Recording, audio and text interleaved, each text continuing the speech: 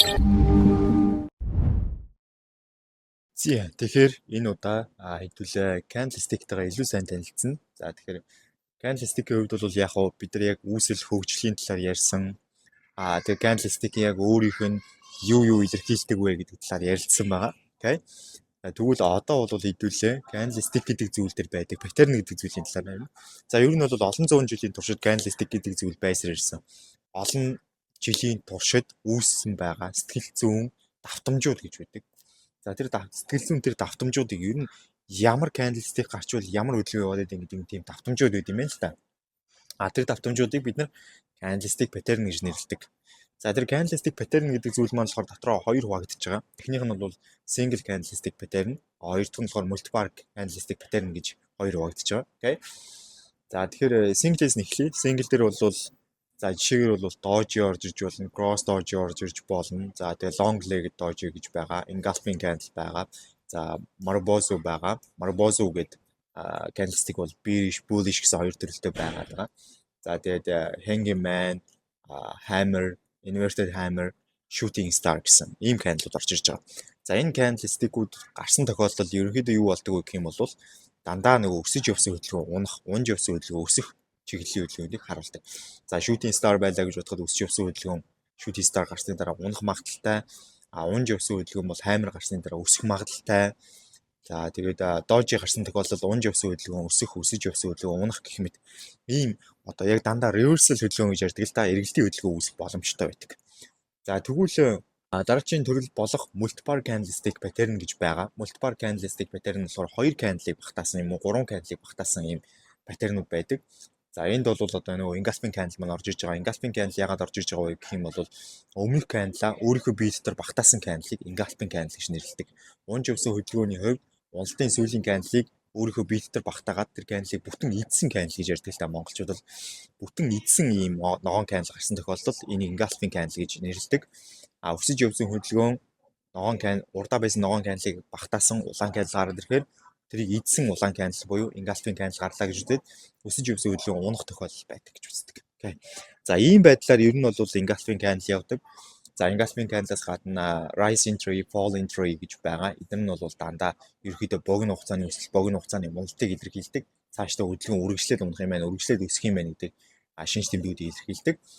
За мөн дээрээс нь шадар 3 гэж байдаг. За шадар 3 гэдэг маань бол ерөөхдөө тухайн чиглэл цаашаа үргэлжлээд унахыг илэрхийлнэ, үргэлжлээд өсөхийг илэрхийлдэг энэ candle байдаг. Тэгэхээр Candlestick pattern гэдэг зүйл бол яг ингээд ярих юм бол маш олон төрөлтэй, маш олон Candlestick pattern байгаа. Гэхдээ энэ дундаас хамгийн хэрэгцээтэй байж болох хэдийг нь бисаа ярьлаа.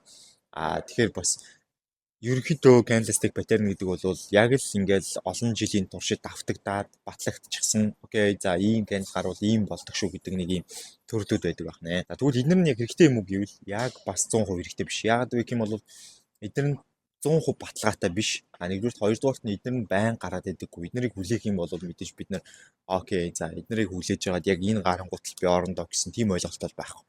Эдгээр нь юунд ашигладаг вэ гэх юм бол ерөнхийдөө л эдгээр гарвал ингэдэг шүү гэдэг зүгээр баталгаажуулалтан маягийн зүйл байхгүй. Тэгэхээр та арилжаанд орцсны дараа эсвэл арилжаанд орох гэж үед нэмэлт баталгаажуулалт байдлаар л ашиглана гэсэн.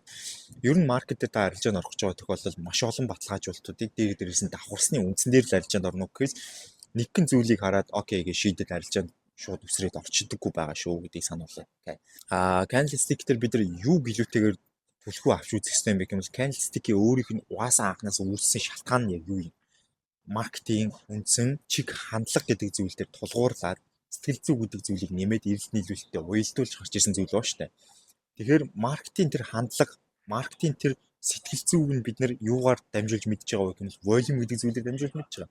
Volume гэдэг зүйл нь өөрөө юу юм бэ гэдээ ухаал харах юм бол volume гэдэг зүйл бол buy руу доминт өнө, sell руу доминт өнө гэдгийг илэрхийлдэг зүйл байгаа. Тэгвэл тэр volume гэдэг зүйлийг бол Candlestick-ээр яаж илэрхийлдэг вэ гэвэл Candlestick өөрөө хоёр зүйлээс бүрддэг. Нэг нь мэдээж одоо өөрийнх нь утаснууд байгаа. Утас дээд болон доод утас буюу weak байгаа. Нөгөө зүйл нь бол мэдээж өөрийнх нь bean буюу body байгаа. За тэгэхээр энэ хоёрын хоорондын уялдаа холбоогоор нь бид нар үндсэндээ бол volume гэдэг зүйлийг буюу buy-рууд илүү хүчтэй өнө, sell-рууд илүү хүчтэй өнө, цаашдаа үргэлжлээд унах уу, эсвэл өсөх үү, эсвэл одоо ханш ирэх гээд байна уу гэдэг энэ мэдээллүүдийг бүгдийг нь авах боломжтой байдаг. Тэгэхээр яаж энэ мэдээллүүдийг авах боломжтой юм бэ? Candlestick гэдэг За ногоон candlestick дээрээс эхлэе. Өсөлтийн candlestick ногоон өнгөтэй candlestick болон өснө гэдэг утгыг илэрхийлдэггүй байна. За өсөлтийн candlestick юу ямар байх ёстой юм бэ? Өсөлтийн candlestick нь бүтэн ногоон байж болно. Ямар ч weak-гүй, хоёр талтай ямар ч weak-гүй. Эсвэл хоёр талтай маш жижигхэн weak-тэй. Би нь маш том. Ийм candlestick, ийм ногоон candlestick нь өөрөө өсөх юм байна гэдэг утгыг илэрхийлдэг. Ийм candle нь өөрөө. Тэгвэл яг энэ candlestick маань өөрөө дээрээ том weak-тэй, доодох би нь жижигхэн болоод ирэхээр энэ юу гэсэн үг гэхээр дээдлийн weak нь өөрийнх нь биетэй харьцуулахад том, доотлын weak-тэй харьцуулахад том байх үйл явц болоод ирэх юм бол энэ маань уналтыг илэрхийлдэг. Хичнээн ногоон candlestick байгаа боловч bullish candle гэж нэрлэгдэж байгаа боловч bearish чиглэлийг зааж болдог гэсэн. Окей. Тэгэхээр дээдлийн weak өөрөө юу илэрхийлээд байгаа вэ гэхээр дээдлийн weak бол өөрөө өмнө нь энэ бүтэн ногоон candle байсан гэдгийг илэрхийлдэг. Гэхдээ одоо бол энэ ногоон candle маань татарсаар яваад доор очиж жижигхэн биетэй болоо хаагдсан гэдэг маань юу илэрхийлж байна вэ гэх юм бол зүгээр дээдлийн weak бол buyer-уудын put step буюу ерөнхийдөө buyer-уудын шинж тэмдэг, buyer-ууд тэнд байсан гэдэг уулан мөрийг л илэрхийлдэг. Харин эсрэгээрээ юг илэрхийлж байгаа гэхээр одоо seller-ууд тэр хэсэгт байгаа гэдгийг илэрхийлдэг. Тэр хэсэгт байсан buyer-уудыг доош нь дарах хэмжээний seller-ууд орж ирсэн гэдгийг илэрхийлж байгаа гэсэн. Окей. Тэгэхээр тийм их хэмжээний seller-ууд байгаа гэж ойлго. Тэгээд эсрэгээрээ доор нь байгаа B нь buyer-ууд гэж үзэх юм бол аль нь илүү доминант вэ? Seller-ууд нь илүү доминант байна, тийм үү? Тийм учраас ногоон өнгөтэй боловч уналтыг илэрхийлж байгаа гэсэн үг. Окей. За тэгээд тэгтээ энэ candle-тэй бас нэг ингэж алдаа гаргаж болохгүй. Дээдлийн weak нь том. Тэгээд доотлынх нь B нь жижигхэн боловч доотлын weak нь адилхан том байх юм бол энийг уналтын candlestick гэж үздэггүй. Дээдлийн weak нь ч том, доотлын weak нь ч том, дундаа ногоон биетэй байгаа тохиолдолд энийг indecision candlestick буюу ерөнхийдөө унчч болно, өсчж болно. Яг тийм тодорхой шийдвэр гаргаагүй candlestick гэж нэрлэдэг. Окей. Аль талдаа тодорхой шийдвэр ерөөсөө гаргаагүй. Тэгэхээр энийг уналтын ч гэж үздэггүй, өсөлтийн ч гэж үздэггүй. Энийг indecision candle гэж үздэг. Окей. За тэгэнгүүтлээ дараагийн төрөл нь болохоор ерөнхийдөө доотлын weak нь аюул том, дээрээ ногоон биетэй ногоон candle байж болно. Энэ маань юу илэрхийлдэг вэ гэвэл доотлын weak нь өөрөө өмнө нь улаан candle байсныг илэрхийлдэг. Өмнө нь улаан бие байсныг илэрхийлдэг. Тэгээд дээдлийн ногоон руугаа шилжиж орж ирсэн буюу улаан candlestick байж байгаа татарсаар гоод ногоон өнгөтэй болоод тэгээд хаагдсан гэсэн утгатай. Тэгэхээр энэ маань юу илэрхийлж байгаа гэхээр өмнө нь улаан байсан буюу өмнө нь seller-ууд байсан. Гэхдээ одоо ногоон болчихсон бас дээрээс нь маш том хэмжээний доотлын weak үлдээсэн гэдэг маань өөрөө ерөнхийдөө бол buyer-ууд маш их хэмжээгээр dominant байна гэдгийг илэрхийлж байна гэсэн үг байна шүү дээ. Окей. За тэгэхээр энэ бол өсөлтийг илэрхийлж байгаа candlestick гэж ойлгож байна. Тэгэхээр ерөөсөө ногоон candlestick дээр аваад үзэх юм бол доотлын weak хэр том байна, эсвэл дээдлийн weak хэр том байна гэдгээс шалтгаалаад ногоон байсан ч гэсэн уналтыг болон өсөлтийг илэрхийлж болж байна. Тэгэхээр энд хамгийн чухал одоо яг түлхүүр болж өгж байгаа зүйл нь өөрөө юу вэ гэх юм бол ерөөсөө buyer-уу доминант байсан уу, seller-уу доминант байсан уу гэдэг харьцуултыг л хийж гэнэ гэсэн. Тэр харьцуултыг юугаар хийж өгнө гэх юм бол weak болон B хоёрыг ашиглаад хийж гэнэ. Доотлын weak том байгаа тохиолдолд ерөнхийдөө seller-ууд доминант байсан гэхдээ одоо buyer-уу доминант байна гэдэг утгыг илэрхийлж байгаа.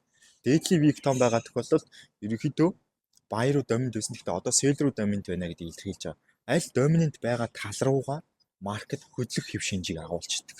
Окей. За тэгвэл одоо ногоон candle-ыг ороход улаан candle руу оръё. За улаан candle маань бол ерөнхийдөө хоёр талтай жижигхэн weakтэй эсвэл бүр огт weakгүй байдлаар гарах юм бол маш хүчтэй seller-уудын доминант байдлыг илэрхийлэх буюу цаашдаа унах нөхцөл байдлыг илэрхийлдэг. Тэгвэл энэ маань өөрөө эсрэгээрээ дээдлийн weak нь том байгаад доотлын B нь жижигхэн, доотлын weak нь жижигхэн байгаа тохиолдолд энэ маань өөрөө юу илэрхийлдэг вэ гэхээр дээдлийн weak нь ногоон байсан. Гэхдээ одоо улаан өнгөтэй болцлоо доошилсан. Тэгэхээр эндээс бол ханш унах юм байна гэдгийг илэрхийлж байгаа. Эсрэгээрээ доотлын weak нь том байгаад дээдлийн B нь жижигхэн улаан өнгөтэй candle байгаа тохиолдолд ерөнхийдөө ханш бол уналттай байсан. Маш хүчтэй seller-ууд доминант байсан. Гэхдээ тэдний давхуц хэмжээний buy захиалга орж ирээд buyer-ууд доминант болцсон юм байна. Тийм болохоор эндээс улаан өнгөтэй candle байгаа боловч өсөлтийг илэрхийлж чинь гэсэн утгатай. Тэгэхээр улаан байсан ч гэсэн өсөлтийг илэрхийлж болдог байна шүү дээ. Окей. Тэгээд мэдээж дараагийн төрөл болох голдоо улаан биетэй гэхдээ хоёр талын weak нь ижлэхэн хэмжээтэй weak гараад ирсэн байгаа тохиолдолд indecision candle буюу улаан боловч уналтыг илэрхийлээгүй бас өсөлтийг илэрхийлээгүй яг тодорхой гарсан шийдвэр байхгүй cancel гэсэн утгатай. Окей. За тэгэхээр бас л адилхан улаан дээр уналтыг илэрхийлж гинэ үү эсвэл өсөлтийг илэрхийлж гинэ үү эсвэл indecision байдлыг илэрхийлж гинэ үү гэдгийг нь бид нар weak болон body буюу утас болон биеэр нь дамжуулаад мэдчих болно гэсэн. Окей. За тэгэхээр утас болон биений хэмжээний харьцуулт нь өөрөө cancel stick-ийн юу илэрхийлээд байна гэдгийг хилээд өчтдөг. Уналтыг үү, өсөлтийг үү, эргэлтийг үү, үргэлжлэлийг үү тийм ээ. За тэгэхээр биднэрт ерөөсөө cancel stick паттерн хэрэггүй байх нь шүү дээ. Яагаад гэх юм бол ерөөсөө мөнийхөөс хомо гэдэг нь хүний чинь зохиосон cancel stick гэдэг зүйл чи өөрөө яагаад weak болон bodyтэй байсан бэ гэх юм бол маркетинг чиг хандлага гэдэг зүйлийг сэтгэл зүй гэдэг зүйлийг волюмоор дамжуулж харуулхад зорилготой байсан байгаа байхгүй. Тэр волюмоор дамжуулж харуулахдаа weak болон bodyг ашиглаад харуулж байгаа байна шүү дээ. Ойлгомжтой тийм үү? За тэгэхээр энэ хоёр зүйлийг хооронд нь сайтар харьцуулт хийж чадж байгаа хүн болвол cancel-ийг уншиж чадж байгаа гэсэн үг. Cancel-ийг уншиж чадж байгаа хүн болвол cancel stick паттерн хэрэггүй гэсэн үг нэ. За уналт явж байгаа тохиолдолд иргэнэ гэдгийг бид нар яаж мэдэх вэ? Иргэх гэж байгаа тохиолдолд уналт явж байгаад доороо том weekтэй улаан cancel гарч болно, доороо том weekтэй ногоон cancel гарч болно, эсвэл том ногоон cancel гарч болно гэсэн үг байна шүү дээ. За тэгвэл өсөлт явж байгаа тохиолдолд эндээс ирэх гэж байна гэдгийг бид нар яаж мэдчих вэ гэхээр дээрээ том weekтэй ногоон cancel гарч болно, дээрээ том weekтэй улаан cancel гарч болно, эсвэл зүгээр л том улаан cancel гарч болно гэсэн. За тэгвэл өсөлт явж байгаад үргэлжлэх гэж байна гэдгийг бид нар яаж мэдэх вэ гэхээр доороо том weekтэй ногоон cancel гарч болно, доороо том weekтэй улаан cancel гарч болно, эсвэл яах нь зүгээр л том ногоон cancel гарч болно. Гэх мэтчлэн ингээд бид нар week болон биений хоорондын харьцуултаар дамжуулаад тухайн чиглэлийн хөдөлгөөн үргэлжлэх гэж байна уу? Эсвэл тухайн чиглэлийн хөдөлгөөн ирэх гэж байна уу? Өсөж яваад унах гэж байна уу? Унж яваад өсөх гэж байна уу? Эсвэл өсөлтөө цааш нь үргэлжлүүлэх гэж байна уу? Уналтаа цааш нь үргэлжлүүлэх гэж байна уу гэдгийг бид нар мэдэх боломжтой. Тэгэхээр cancel гэдэг зүйл маань ийм их хэмжээний мэдээлэл явуулдаг гайхамшигтай зүйл. Тийм учраас cancel-ийг бид нар хэдхэн паттернд багтааж болохгүй. Харин cancel болгоныг өөрийг нь week болон бие хоёрын тусламжтайгаар уншиж сурах хэрэгтэй гэсэн. Окей. За ийм байна. За энэ бол cancel stick-ийн өөрийг нь унших аргачлал. Тэгээд энэ аргачлал дээр нэмэгдээд weak feel гэдэг зүйл нэмэгдэж орж ирдэг. За weak feel гэдэг зүйл маань ямар ч хэрэгтэй юм байна. За энэ бол cancel-ийг бас уншихад маш чухал зүйл. Сая бид нар бол single cancel-аар унших тухай ярьлаа. Одоо бол харин multi-bar cancel-аар унших тухай ярив. Multi-bar cancel-аар уншихад бол ерөнхийдөө бид нар weak feel гэдэг зүйлийг ашигладаг. Weak feel гэдэг зүйл маань ямар ч хэрэгтэй вэ гэхээр ихэвчлэн том weekтэй байгаа cancel дээр ашиглагддаг. За том weekтэй байгаа cancel дээр бид нар тухайн week-ийг дүүргэж гарч байгаа cancel гарах нь үгүй гэдгийг ажигладаг. За жишээ нь доороо том weekтэй улаан cancel эсвэл бол доороо том weekтэй ногоон cancel байлаа тийм үү? Тэр маань ихэвчлэн унаж явж байгаа хөдөлгөөн дээр гараад өсөлтийг илэрхийлдэг тийм үү?